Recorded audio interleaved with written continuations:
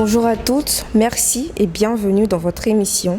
Aujourd'hui, nous avons l'immense honneur d'accueillir Monsieur Eric Koné, président du Challenge africain pour le renouveau des politiques économiques et de développement, une organisation qui semble apolitique et qui œuvre pour la paix et la cohésion sociale. Avec lui, nous allons aborder plusieurs thématiques, à savoir la vision lors de la création de son organisation, CARPED, politique, économique, paix, développement, entrepreneuriat et enfin humanitaire. Bonjour monsieur. Bonjour madame. Merci d'avoir accepté notre invitation. Merci bien, c'est moi qui vous remercie.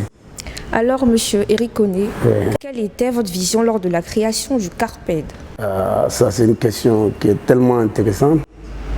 Alors le CARPED, d'abord nous précisons que le CARPED a été créé depuis 2004 dans un esprit d'anticipation à mettre en place, je dirais, un outil pour booster le développement économique et social de notre continent, l'Afrique.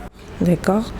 Monsieur Eric Koné, quelle est votre réponse à tous ceux qui ne ressassent de dire que vous dissimulez votre intention de faire la politique derrière votre organisation? Derrière votre organisation? Ma position politique? Oui, oui. Ah bon, mais attends, moi j'ai pas encore entendu ça. Parce que ce que je sais, ma structure a œuvré depuis une quinzaine d'années à d'abord rapprocher les gens dans ces pays. La structure existe au moment où l'actuel président n'était même pas là. Donc, ça veut dire que c'est une structure qui a toujours soutenu l'État et les institutions. Donc, c'est ce que nous faisons. Il y a certaines personnes, des avis extérieurs, qui ne cessent de dire que CARPED a été créé pour soutenir le président Alassane Ouattara. Mais je viens de répondre, madame. Je vous ai dit simplement que notre structure, qu'on appelle le CARPED, qui veut dire le Challenge africain pour le renouveau des politiques économiques de développement, a été créé en 2004. Sous la, excusez-moi, où le président Laurent Gbagbo était là. Donc on ne peut pas créer quelque chose avant que celui qui est là ne soit là et servir sa cause, puisque la chose existait déjà avant que lui ne soit là. Et j'ai même dit que nous avons apporté notre soutien à la Côte d'Ivoire, c'est-à-dire aux institutions et à ceux qui les incarnent. Nous avons apporté à un petit niveau qu'il soit, mais nous avons apporté ce qu'on peut faire sans parler de politique. Mais on parle d'institutions. C'est pour ça que je salue au passage le président Barack Hussein Obama qui nous disait que on n'a pas besoin d'hommes forts, mais on a besoin d'institutions fortes. Donc moi je travaille plus pour l'institution que pour les hommes. Parlons de politique. Comment avez-vous jugé le retour du président Laurent Gbagbo suite à la création de son nouveau parti PPACI? Nous, d'abord, c'est nous que ça soulage. Nous avons été d'abord les précurseurs, je dirais, de ce retour apaisé depuis 2020. Nous avons été dans sa famille, été jusqu'à sur la tombe de sa maman, qui est notre mémé. Et quand il est venu, nous avons souhaité que lui et son frère, l'actuel président, se parlent. Les images sont là. Donc nous ne pouvons que dire merci, parce que les aînés nous ont écoutés. Maintenant, quant à la création de son parti, ça c'est du domaine politique. Moi je ne suis pas un politicien, je suis apolitique, c'est une ONG. Donc je salue la personne du président Laurent Gbagbo, mais je ne peux pas me prononcer sur la question de thématiques politiques. Ou tel parti ou tant, non. Mais je salue quand même son arrivée. Lors d'une interview dans une presse locale, vous avez affirmé que le président Alassane Ouattara est une chance inouïe. Pourquoi ce choix? Ok, je dis toujours aux gens que ce qui est plus intéressant chez moi ou chez nous, c'est l'institution. Alors quand on a à la tête d'une institution une personne crédible, une personne qui donne de la valeur, je dirais, à cette institution, pour nous, c'est bon de le faire savoir. Et c'est bien même de noter cette chose-là à temps réel. Parce que on nous dit très souvent que les gens apprécient en retard les choses. Voilà, si c'est bon, il faut reconnaître que c'est bon. Et c'est ce que nous faisons. Comment jugez-vous l'attitude des opposants ces derniers temps? L'attitude? Oui. Par rapport à quelle attitude? À tous ceux qui disent que le président ne travaille pas, comment vous réagissez à... Bon, je dirais comme on n'a pas le même outils pour évaluer le boulot de quelqu'un, on ne peut pas avoir le même avis. Sinon, pour ce qui me concerne, ou nous concerne au niveau du CARPED, on a remarqué une chose. La Côte d'Ivoire avait un budget de 3200 milliards il y a 10 ans. Aujourd'hui, la Côte d'Ivoire est à 9800 milliards, c'est-à-dire plus de 20 milliards de dollars. Donc, quand les gens n'arrivent pas à mesurer, je dirais, l'outil de développement qui est en place, il faut savoir apprécier les choses, même si on n'est pas du même bord politique. Quand quelqu'un fait un boulot, il faut reconnaître. C'est tout. Selon la SICA Finance, la Côte d'Ivoire fait partie des top 10 des plus grandes puissances économiques d'Afrique. Quel commentaire faites-vous à ce sujet? Pour vous, est-ce que la Côte d'Ivoire devient le nouveau Eldorado? Mais la Côte d'Ivoire a toujours été l'Eldorado de la zone Afrique même.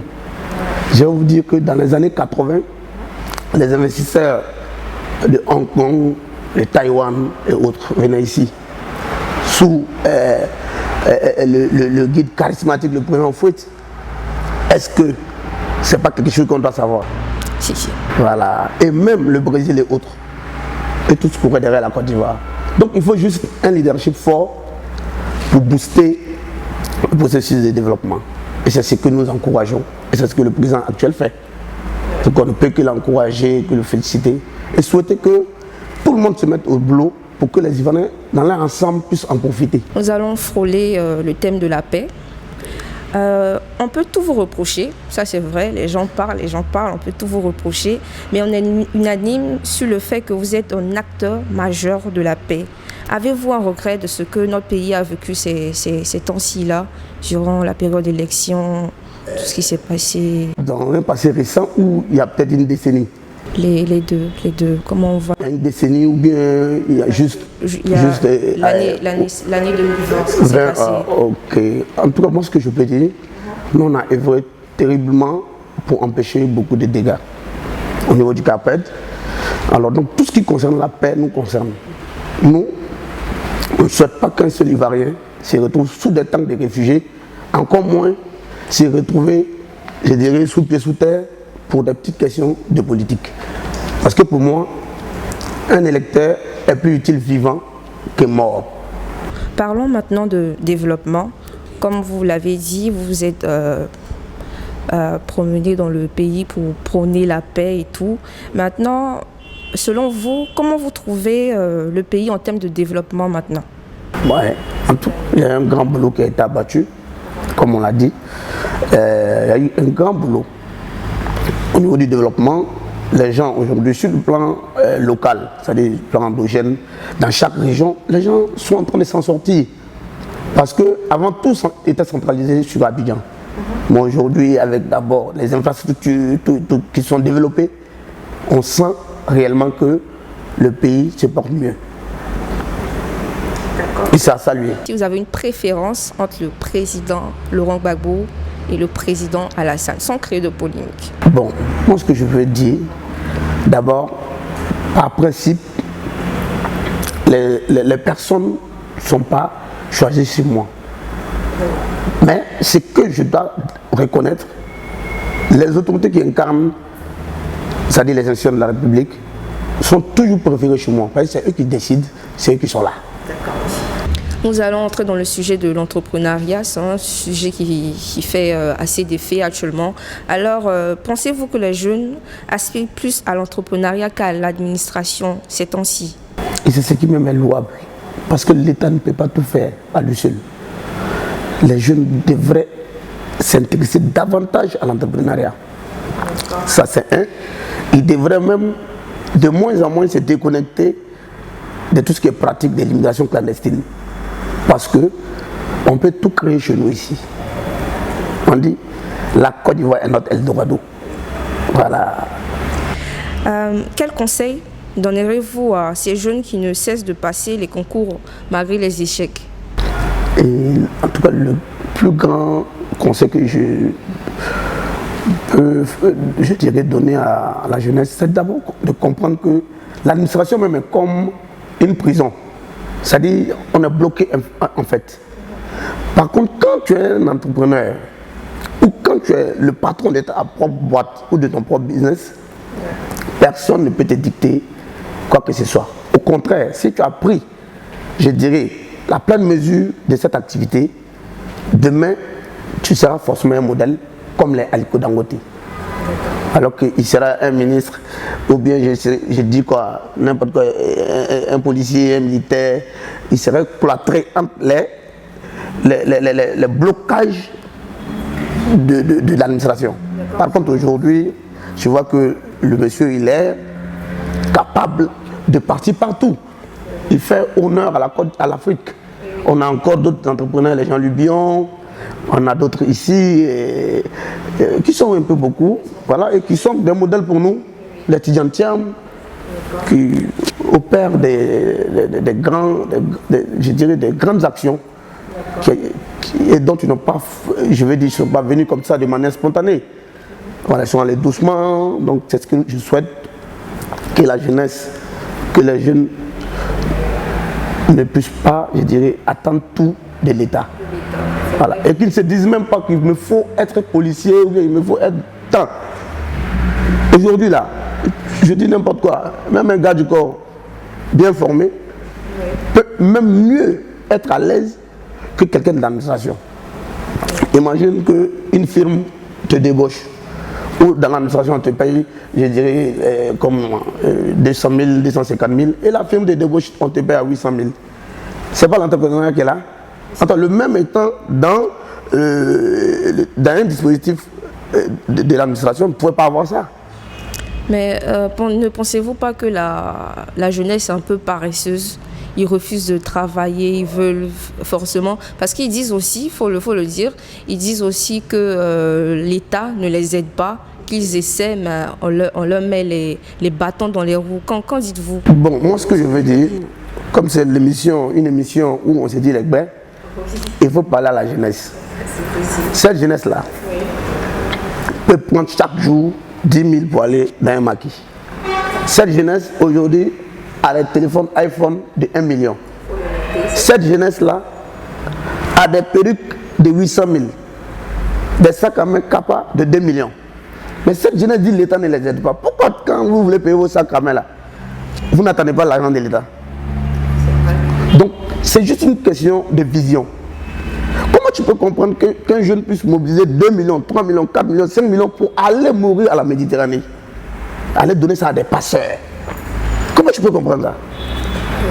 Comment un jeune peut se lever, quitter son pays, tu as 2 millions, 3 millions, tu ne peux pas ouvrir un petit magasin? Faire des ventes en ligne?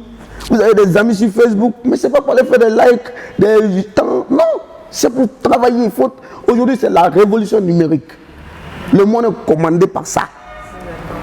L'été ici, vous avez des bons téléphones. Ce n'est pas juste pour faire des photos, des selfies. Non. Nous-mêmes, quand on fait des photos, c'est pour attirer plus de personnes dans notre combat. Sinon, ce n'est pas pour dire que non, le président a porté telle casquette. Il faut que les gens voient. Il a porté tant. Ça n'a pas de sens. La jeunesse doit se ressaisir. Et tout ce qu'elle est en train de faire, c'est pour elle-même. Tout ce qu'elle est en train de faire, c'est contre elle-même. Ceux qui sont là, tu penses que l'État va se lever pour partager des millions à quelqu'un? Vous ne pouvez même pas ouvrir un compte bancaire à 10 000 francs. Mais vous êtes tout le temps en train de chauffer. Alors que, pour qu'on puisse se faire un prêt, il te faut au moins un compte bancaire. Est-ce que combien de personnes savent ça? Le taux de bancarisation est très faible en Côte d'Ivoire et en Afrique. Ils n'ont même pas de compte. Tu demandes de un compte. Non, pour eux, c'est pour les riches. En tant que tout le monde a droit à un compte bancaire. Tout le monde. Donc les jeunes devraient se ressaisir. Tu as ton compte bancaire, tu veux demander des prêts, tu veux faire ceci toi-même là. Si tu n'es pas décidé, personne ne fera ça pour toi.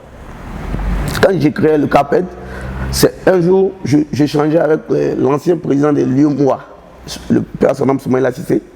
Et puis il m'a dit, mais jeune frère, tu es jeune et puis tu as des idées comme ça, mais mets un mouvement en place, un outil pour booster le développement. Le jour il m'a dit là, la même nuit, j'ai écrit les statuts moi-même. Le lendemain, j'ai déjà fait mon truc. Je n'ai pas pris 1000 francs à quelqu'un. Mais quand il y a des actions à faire, je fais ce que j'ai. Je ne sais pas. Est-ce que vous savez que depuis que le CAPED est là, on n'a jamais tendu la main devant des hommes politiques pour prendre quoi que ce soit? Parce que nous, on s'est dit quoi? On va à ce qu'on a. Un homme, faut-tu travailler en fonction de tes ressources personnelles? Tu n'as pas compté compter sur quelqu'un. Pourquoi tu veux attendre que l'État vienne faire tout pour toi?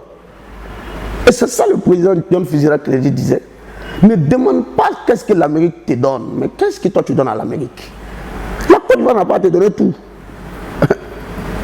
C'est toi qui dois donner à la Côte d'Ivoire. Et c'est ce que le Cap a fait. On n'a pas eu de grands moyens.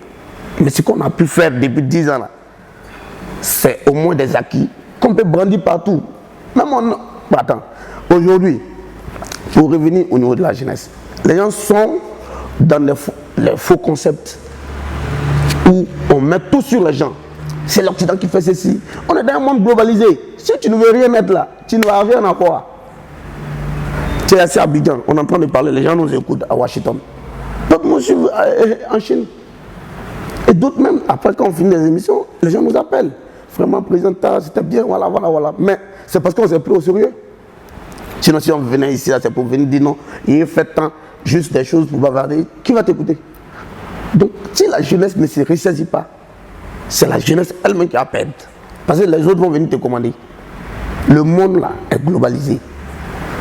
Aujourd'hui, c'est la révolution numérique. Aujourd'hui, tu vas tout de suite, même avec des habits sur le net, tes camarades vont payer. Vrai ou faux? Mais si tu gaspilles tes passes à faire des trucs sur TikTok, des choses comme ça, mais ça va aller où? Non, il faut qu'on se dise la vérité. Il faut te prendre au sérieux dès le début. Et à partir de là, ce que tu veux là, Dieu va te donner. Mais si tu te négliges, personne ne te prendra au sérieux. D'accord. En parlant de la jeunesse, vous avez donné la mentalité des jeunes de maintenant. Selon vous, est-ce qu'on devrait changer leur mentalité? C'est-à-dire, dès l'école primaire, vous apprendre à entreprendre, à commencer à changer les mentalités. Selon vous, il faudrait qu'on mette ça en place? On a annoncé depuis 2012, quand on a organisé les premières assises sur la politique de l'emploi jeune et la réinsertion des ex-combattants. C'est nous qui avons proposé la création de l'agence emploi jeune. C'était en direct, après nos résolutions sont là. Le Conseil national de la jeunesse. On a souhaité que tous ces outils-là soient mis en place. Donc, ce qu'on a souhaité, on a dit aux autorités, il va falloir travailler deux grandes choses. Il y a d'abord les valeurs morales et civiques qui sont galvaudées. Les gens sont mal élevés, chacun fait ce qu'il veut. Parce qu'il y a un laisser-aller. Et puis maintenant, il y a les modules de formation même, à l'école là. Tu prends un étudiant à gagner, il te parle anglais, il fait un métier, il est capable de faire l'informatique. Mais aujourd'hui là, on a des grands même qui sont au niveau institutionnel. Ils sont incapables de pousser un outil didactique. C'est-à-dire qu'il ne peut même pas travailler sur ordinateur. C'est l'assistante qui travaille pour lui. Bon, déjà, il y a déjà un problème. Donc, il faut les former bien à la racine. L'anglais, tout ça, il faut mettre à l'école pour même. L'élève, quand il sort, d'abord, il est bilingue, il sait toucher l'informatique. Et en plus de ça, il a un petit métier. Ah, je vais être photographe. Dans mes heures perdues, je vais être coiffeur. Ça fait que quand l'enfant n'a pas pu décoller ici, il décolle là. Mais si l'enfant n'a qu'une formation basique d'étudiant, je fais quoi? Gestion commerciale, GESCOM. Mais tu vas aller dans un coin où on n'a pas besoin de ça. Ils vont te mettre où? Donc pour vous, les jeunes devraient être polyvalents. Tu vas dans tous les pays anglophones, les gens sont plus formés à l'entrepreneuriat. C'est-à-dire aujourd'hui, tu as vu, tu ne vas pas aller prendre quelqu'un, comment on appelle, qui a fait une formation, je dirais, juste simple comme ça, pour l'envoyer dans une usine où il ne s'est pas touché à un appareil. Par contre, si on a revu le contenu, c'est ce que je dis, les modules de formation, le contenu de la formation, là, il faut réadapter au monde actuel. Le monde est en plein, je vais dire, changement, en mutation profonde. Vous ne pouvez pas avoir des formations archaïques. C'est la truc de 1960 encore. Vous venez, il faut réadapter la formation de maintenant là à l'évolution du monde. Beaucoup de personnes ne savent même pas qu'à travers le net, tu peux te créer ton business, tu peux tout avoir sans bouger, sans faire quelque chose de sale. Parce qu'ils ne savent pas que le monde est géré par le net aujourd'hui, par la révolution numérique. Aujourd'hui, il y a peut-être 3 secteurs qui donnent plus, par exemple, de l'argent dans le monde actuel. Il y a la révolution numérique, il y a l'agriculture, et puis il y a la lutte contre le changement climatique. Mais si vous n'adaptez pas la formation à ces choses-là, mais attends, que la personne a une connaissance normale des années 1930, ça ne peut pas cadrer avec l'actualité. Donc ce que je souhaite, qu'il y ait une formation bien pointue, réadaptée à nos besoins actuels. Ça c'est un. Deuxièmement, qu'on recadre les jeunes à travers des programmes stricts, beaucoup de resserrements. Il faut resserrer un peu les choses. Tellement de laisser aller que chacun se lève, il poste une vidéo, il raconte sa vie, il insulte les gens, les grandes personnes. Ça ne se fait pas.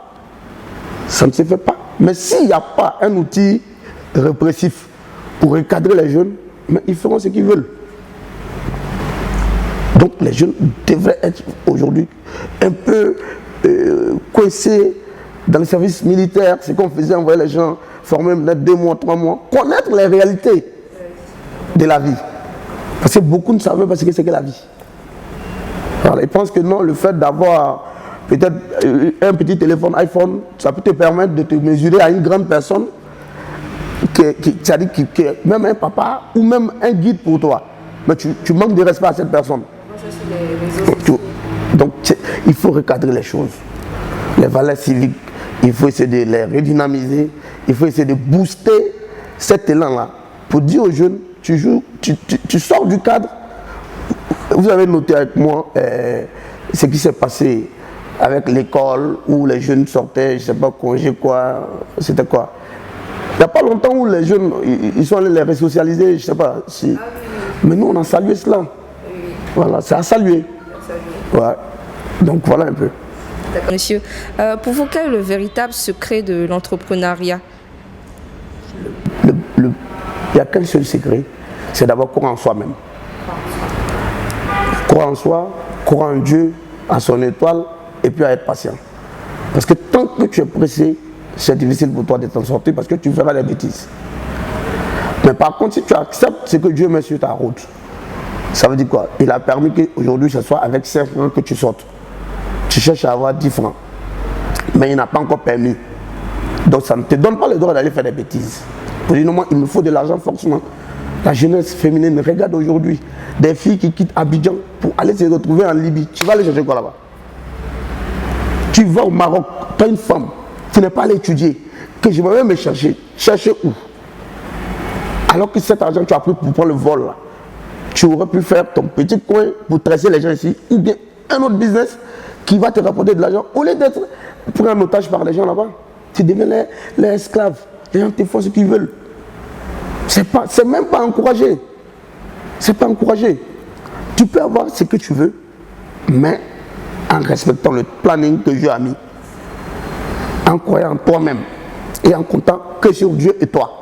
C'est pour ça que j'ai dit à la jeunesse que l'État n'a pas à faire quelque chose pour vous, parce que c'est vous qui devrez compter d'abord sur vous.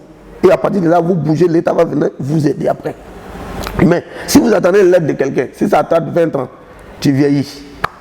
Si c'est dans la trentaine d'années, au bout de une cinquantaine d'années que maintenant on t'a regardé, tu es déjà vieux, fatigué, ils vont mettre quoi en toi? Alors que plus tu es jeune, c'est là que tu es opérationnel. Avez-vous un conseil à donner à toutes ces personnes qui ont essayé d'entreprendre, mais qui malheureusement ont échoué? Est-ce que vous avez un mot à le dire? Ce que je peux dire sur ça, comme je l'ai dit, c'est aux gens d'être patients. La patience est un chemin d'or. Il ne faut pas que ces personnes pensent qu'elles ont échoué. Pourquoi elles vont penser qu'elles ont échoué?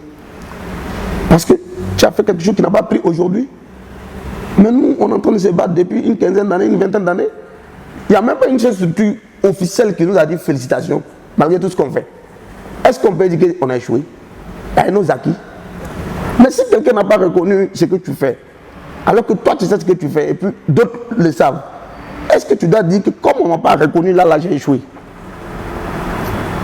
On a vu des structures folkloriques qui ont été décorées à chaque occasion, qui n'ont jamais rien fait de concret même.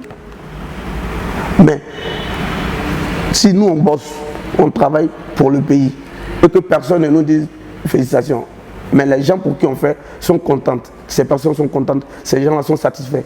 Mais pourquoi on va dire qu'on a échoué? Parce qu'on ne nous a pas donné quelque chose. Donc quand tu commences une affaire, ça prend du temps. C'est au fur et à mesure que les gens vont adhérer à ta vision. Quand ces personnes noteront que véritablement cette personne-là est crédible. Donc je dis encore à ces personnes que peut-être il y a un moment de break, il y a un moment de pause. C'est ce qui est là. Il ne faut pas qu'elles considèrent qu'elles ont échoué. Non, non, non. Elles peuvent rebondir et elles doivent croire en elles-mêmes, ces personnes-là. Et puis, je dirais, redoubler d'efforts encore et puis avancer. Monsieur le Président, vous ne cessez de vanter les mérites de l'entrepreneuriat. Connaissez-vous un jeune qui a réussi grâce à l'entrepreneuriat? Une de vos connaissances? Un jeune qui a réussi. Mais ces cas sont légion ici en Côte d'Ivoire. On a beaucoup de jeunes frères, d'autres qui sont des aînés, d'autres qui sont des cadets, qui ont réussi. Parce que même si je donne un nom, je dirais que parmi 1 millier de cas, ça ne va pas être, si tu veux, le résultat que je cherche. C'est-à-dire, je ne veux pas dire qu'il y a une seule personne dont 1000 ans qui a eu à réussir, mais qu'il y a plusieurs cas dans notre pays et qui sont édifiants. Ça y est là, tout le monde voit.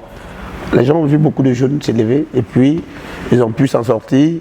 Ils sont aujourd'hui des leaders dans leurs différents domaines et des références même. Parlons d'humanitaire. Comment tirez-vous vos ressources pour aider tant les autres? D'abord, ce que je peux dire, on peut aider les gens avec le plus petit des moyens qu'on a. Ça c'est un. Et une ONG, une organisation non gouvernementale, a la chance toujours de bénéficier des appuis. Les appuis, je parle d'abord sur la question même des entreprises citoyennes. Elles ont l'obligation d'encourager, sinon de soutenir les actions de développement. Cela veut dire que le CARPED peut écrire tout de suite à n'importe quelle entreprise par rapport à un budget de telle ou telle action. Et puis, cette entreprise citoyenne a l'obligation, sinon le devoir, d'appuyer ces actions. Donc, ça fait que, sur le plan personnel, les petits moyens qu'on a, on engage. Et ensuite, on bénéficie encore d'appui de certaines entreprises citoyennes, que je salue même au passage. Est-ce qu'il y a une entreprise particulière qui vous a beaucoup aidé? Bon, c'est une multitude, une dizaine d'entreprises ou de partenaires. Donc ce ne sera pas trop bien de cibler un seul partenaire qui m'a beaucoup aidé. Bon, parce qu'il y a beaucoup de partenaires qui m'accompagnent. Faut le dire, votre générosité est énorme. Vous ne cessez de faire des dons partout. Avez-vous un modèle dans l'humanitaire? Oui, bon, je peux dire, sur le plan, je dirais, de l'humanitaire, c'est plutôt des structures qui sont des références. C'est-à-dire des structures comme françaises, comme Episquare, et il y a d'autres encore. Et les ONG Children of Africa, Save the Children. Donc au passage, nous saluons peut-être quelqu'une qui a un cœur énorme, un cœur en or, comme la première dame, qui a vraiment bercé cette jeunesse-là de beaucoup de grandes actions. Donc ce sont des personnes comme ça et des actions comme ça que moi j'aime, je dirais, encourager. Êtes-vous un altruiste dans l'âme? C'est très difficile pour moi de me définir. C'est à vous de définir qui le président du CARPED est. Conseillez-vous aux politiques de vous emboîter le pas? Pas seulement aux politiques, à toute la jeunesse, à toute la Côte d'Ivoire. Il faut que chacun, de par ta position, il faut que tu sois utile à ton pays. Il est important d'intégrer dans notre fonctionnement que c'est à nous d'être utiles au pays et non mettre le pays à notre service. C'est-à-dire c'est à nous d'être au service du pays. Pour vous, c'est une obligation, une obligation citoyenne, un devoir pour tout homme dans notre pays ou dans un pays, que ce soit en Côte d'Ivoire ou ailleurs en Afrique. Tous les jeunes et tous les cadres devraient se mettre ensemble pour aider les autres, les personnes vulnérables, les personnes fragiles, il faut les aider. Quels que soient les petits moyens qu'on a, il faut être utile. Avez-vous un budget établi pour aider? Non, c'est ce que je dis. Avec si peu, on peut rendre heureux les gens. On n'a pas besoin de milliards. Même il y a des personnes aujourd'hui avec 10 000, ça peut aider la personne à avoir un petit truc. Donc il ne faut pas que tu sois focalisé sur un budget énorme pour telle ou telle action. Mais il faut toujours être utile à le peu que tu as. Et c'est ce que nous on fait. Oui. Avec vos actions, pensez-vous à une carrière politique? Parce que d'autres disent qu'ils vous voient venir. Il y a certaines personnes qui le disent. Qui me voient venir? Oui, dire. Depuis 15 ans, 16 ans, ils me voient venir. Je ne suis pas encore arrivé. Ce que le président peut dire, on n'a pas besoin d'un poste politique pour être utile. Moi, je ne suis pas quelqu'un qui attend un poste. Parce que si je voulais un poste, je pourrais moi-même m'organiser depuis longtemps et puis faire ce que je veux faire. Mais par contre, ce qui m'intéresse, c'est d'être utile à ma génération. C'est-à-dire ma génération de jeunes là, de parents là, de personnes qui sont avec moi sur la terre actuellement là. Il faut que je sois utile à ces personnes-là. Donc, je ne suis pas obnubilé par un poste ou par une ascension fulgurante. Vous avez les moyens nécessaires pour être utile. Voilà, c'est d'aider. C'est ce que je souhaite. C'est ce que je souhaite. Monsieur le Président, quel commentaire faites-vous du continent africain vu les situations politiques? Et j'ai dit que le monde, on a un tournant décisif de l'histoire. L'Afrique, qui est nous, notre Eldorado, en même temps notre tout, est confrontée à des situations de tensions politiques extrêmes. Alors, étant d'abord fils de ce continent, mon premier réflexe, c'est d'abord de noter de très fortes manipulations, ça et là, de sorte à ce que les gens éteignent, je veux dire, l'objectif d'abord du développement même du continent, c'est-à-dire les gens ont mis en avant que leurs intérêts personnels. Alors, vous voyez, quand on regarde un peu partout, on a des vrais problèmes. Par exemple, dans la Méditerranée, par-ci, par-là, on a des Africains qui sont en captivité dans des pays lointains. Dans ces genres de situations, on ne voit personne bouger. On ne voit aucune personne bouger. On ne voit même pas de panafricanistes. On ne voit pas de personne nous faire comprendre que les intérêts du continent, là, eux, ils sont prêts à faire de sorte qu'on défende ça.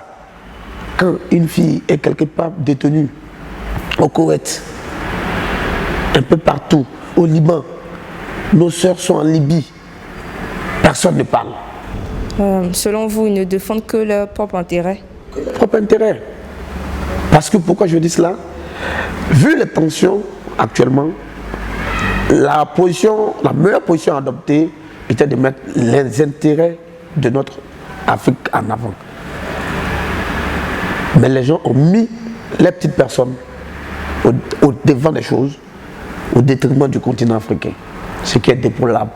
C'est très regrettable de voir que les fils ne se parlent que quand il s'agit de leurs intérêts personnels.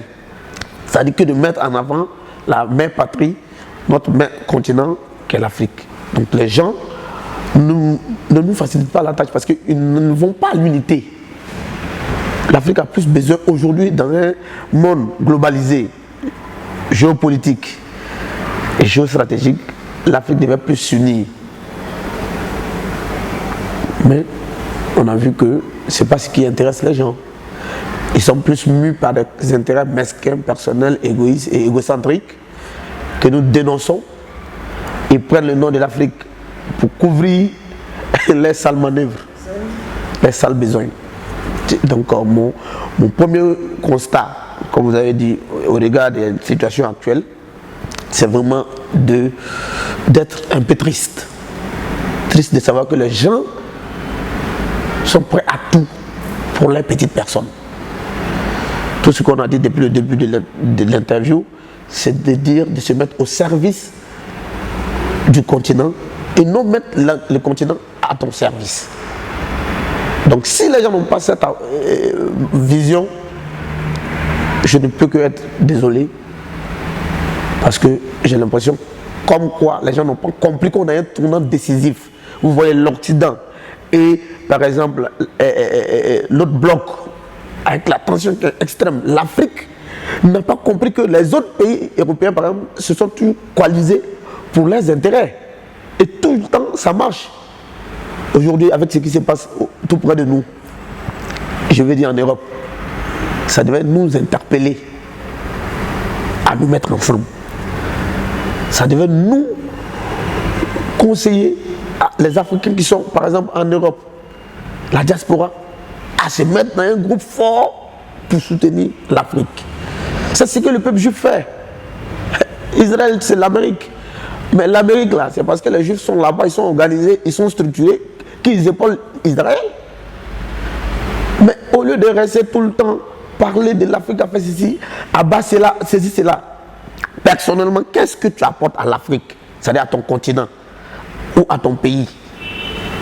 Les gens devraient se poser cette question.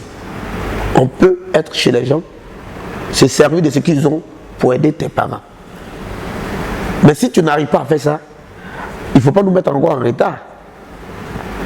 Ça veut dire quoi? Les gens, tout ce qui n'est pas utile là, c'est ce qui nous encourage à faire. Sinon, ce qui est plus utile actuellement et qui est plus urgent, c'est de mettre toutes les forces ensemble, au niveau de la diaspora, au niveau de tout ce qui est africain, proche de nous, hein, ici comme en Amérique, mettre tout le monde ensemble avec nos idées. C'est pour ça que je vous ai dit que le CARPED est une structure qui veut prôner l'éclosion d'une nouvelle élite africaine. Une nouvelle élite. Changement de mentalité, changement de vision, sérieux dans les choses. On ne peut pas sortir dans la main, je veux dire que sortir d'un accord par la force. Pour notre émergence, on est obligé de tenir compte du village planétaire que le monde est devenu. Mais en même temps, faire de sorte que nous, notre village aussi puisse briller. Donc cela va sans dire qu'il faut des concessions de part et d'autre. Ce n'est pas la force. La force ne règle rien. Et on ne peut rien faire tout seul. S'il y a une personne que je salue, même n'étant plus de ce monde, c'est le président Félix Houphouët-Boigny, qui est un grand visionnaire. Ce monsieur, depuis très longtemps, a compris que quand on s'ouvre aux gens, quand on négocie, on gagne tout. La force, la violence s'incline toujours devant l'intelligence. Donc, les Africains devraient être intelligents. Selon vos analyses, quelles propositions pouvez-vous faire? Ok, c'est ce que je disais, qu'il est d'abord pour moi inacceptable que nous n'arrivons pas, nous, Africains, à créer des GIE, des groupements d'intérêt économique. C'est-à-dire au niveau de la diaspora, je disais tantôt qu'on est 100 000 Ivoiriens en France. Je prends un homme comme ça. On est dans une association, on est dans un groupe. Pierre a son restaurant, l'autre a son salon. Si on a 1000 à Nantes ou 10 000 à Paris, mais on va manger chez l'autre qui a son restaurant. Comme ce qu'ils font les Libanais, les Français, même ici et autres. Donc il faut d'abord créer l'idée d'un groupement d'intérêt économique. C'est-à-dire il faut qu'on se mette ensemble. Parce que la balkanisation ne peut rien régler. C'est le fait de penser à sa propre petite personne là. Dans le monde actuellement, tu ne peux pas éclore, tu ne peux pas devenir quelqu'un. Donc ce que le CARPED propose, on aura un sommet sur l'immigration clandestine et l'emploi jeune. Et on va maintenant, je dirais, présenter les solutions concrètes que nous avons et à l'Union africaine et à l'Union européenne. Parce qu'il faut mettre tout le monde ensemble pour qu'il y ait un seul interlocuteur entre les décideurs et nous, les jeunes africains. C'est-à-dire, au lieu de crier tout le temps qu'on est panafricain, panafricaniste, sans rien proposer, il vaut mieux rassembler les gens derrière des projets bancables, derrière des choses fiables, et puis les gens parlent maintenant avec nous. Pour que quelqu'un te parle, il faut que tu sois structuré. Vous êtes d'accord avec moi qu'on ne peut pas prendre de l'argent, gaspiller ou bien donner comme ça les choses aux gens sans qu'il y ait la bonne structure. Donc le CARPED préconise d'abord le rassemblement autour de nos valeurs africaines. On va proposer ça au chef d'État. On finit le sommet, peut-être d'ici mars, avril, et on va proposer de manière concrète nos solutions D'abord pour le développement du continent et secondo pour même les retours même de la paix sur le continent. Parce que vous voyez, la boulimie du pouvoir fait que les gens sont tellement pressés qu'ils sont prêts à foutre la merde partout pour les petites personnes.